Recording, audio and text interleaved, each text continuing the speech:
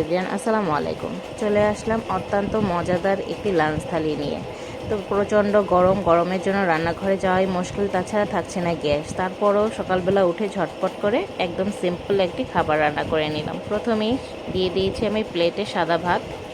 তো ভাত দিয়ে করেছিলাম আলু মাখা কাঁচা পেঁয়াজ দিয়ে এবং শুকনো মরিচটা ভেজে নিয়েছিলাম।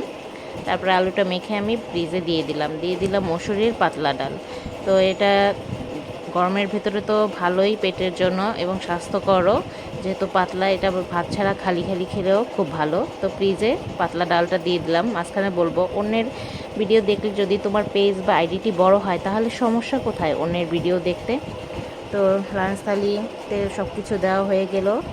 তো ভাবছিলাম কী দিইনি, তো দেখছি যে কাঁচামরিচ দেওয়া হয়নি, সেটাই দিয়ে দিলাম।